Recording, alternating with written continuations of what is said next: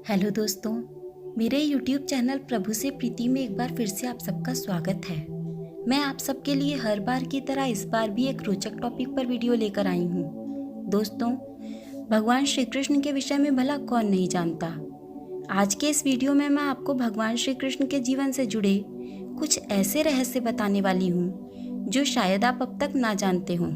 तो अगर आपको श्री कृष्ण के विषय में जानना अच्छा लगता है तो इस वीडियो को ज़रूर देखिए। दोस्तों, आप सबने एक बात पर गौर किया होगा कि श्री कृष्ण अपने हर चित्र व मूर्ति में अपनी बांसुरी के साथ ही नजर आते हैं। कहानियों में तो यहाँ तक लिखा है कि कन्हैया सोते समय भी कभी बांसुरी को खुद से अलग नहीं करते थे। माना जाता है कि श्री कृष्ण को सिर्फ दो ही चीज़ें प्रिय थीं, एक तो राधा रानी और दूसरी अपनी बांसुरी।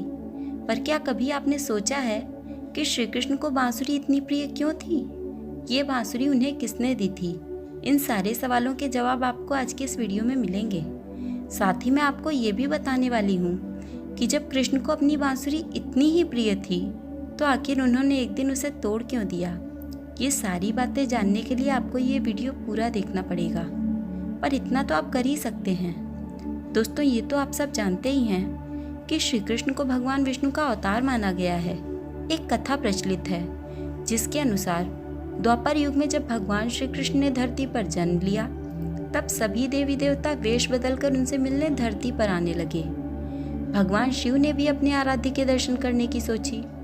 दरअसल भगवान शिव और भगवान विष्णु परस्पर एक दूसरे को अपना आराध्य मानते हैं। अब चूंकि कृष्ण स्वयं विष्णु भगवान के अवतार हैं, इसलिए शिवजी उन्हें भी आराध्य मानते थे। शिवजी ने श्री कृष्ण के दर्शन करने से पहले उन्हें कोई उपहार देने की सोची। तभी महादेव को याद आया कि उनके पास ऋषि दधीचि की महाशक्तिशाली हड्डी पड़ी है। दधीचि ने धर्म की रक्षा के लिए अपनी हड्डियां दान कर दी थीं। तब देवताओं के शिल्पी विश्वकर्मा ने उनसे 3 धनुष पिनाक, गांडीव, शारंग तथा इंद्र के वज्र का निर्माण किया था। महादेव शिवजी उन्हीं हड्डियों में से एक बची हुई हड्डी लेकर उससे एक सुंदर एवं मनोहर बांसुरी बनाने लगे। शिवजी ने गोकुल पहुंचकर श्री कृष्ण को वो बांसुरी भेंट स्वरूप दी थी। चूंकि विष्णु जी के आराध्य शिवजी हैं और कृष्ण ही भगवान विष्णु हैं, अतः उन्हें अपने आराध्य से मिली भेंट इतनी प्रिय थी कि वे उसे कभी स्वयं से अलग नहीं करते थे। पर जब ऐसा था तो फिर एक दिन श्री कृष्ण ने अपनी इतनी प्रिय बांसुरी को तोड़ क्यों दिया? इस बारे में जानने के लिए हमें श्री कृष्ण के पिछले जीवन को भी जानना होगा। एक कथा के अनुसार जब कंस को मारने के लिए श्री कृष्ण और बलराम मथुरा जाने लगे तो वृंदावन के सभी लोग बहुत दुखी हुए और राधा के तो मानो प्राण ही निकल गए, क्योंकि उनके प्राण तो कृष्ण में ही बसते थे। जाने से पहले जब कन्हैया उनसे मिलने गए तो ये वादा किया कि वे लौटकर अवश्य आएंगे, पर प्रचलित कथाओं के अनुसार वे कभी लौटकर नहीं आए। मथुरा जाकर कृष्ण ने कंस का वध किया।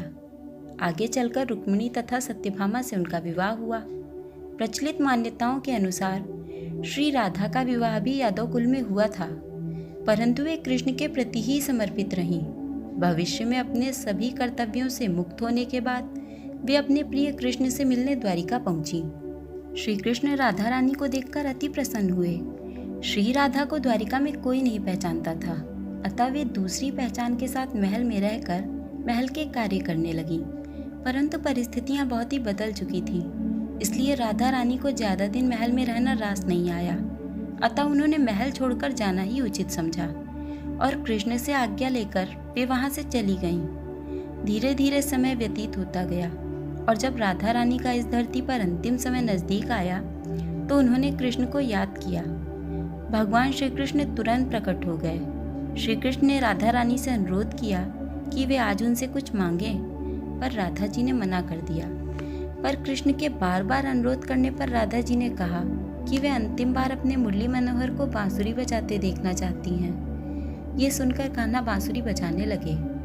राधा रानी बांसुरी की धुन में मगन हो गईं और अंत में बांसुरी को सुनते सुनते वे नश्वर शरीर को छोड़कर परमात्मा में लीन हो गईं। हालांकि कृष्ण स्वयं ईश्वर हैं और वे जानते थे कि राधा का प्रेम उनके साथ अविनाशी तथा अमर है, परंतु वे मनुष्य योनि में थे।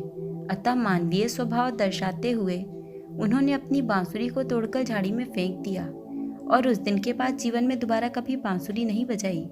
दोस्तों, कहने को तो ये कथाएं सदियों से चली आ रही हैं और बहुत सारे लोग इन्हें सच मानते हैं, जबकि कई लोग इन पर विश्वास नहीं करते।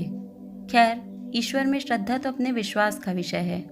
फिलहाल आपको ये वीडियो और इसमें दी गई जानकारी कैसी लगी, हमें कमेंट करके ज़रूर बताइएगा।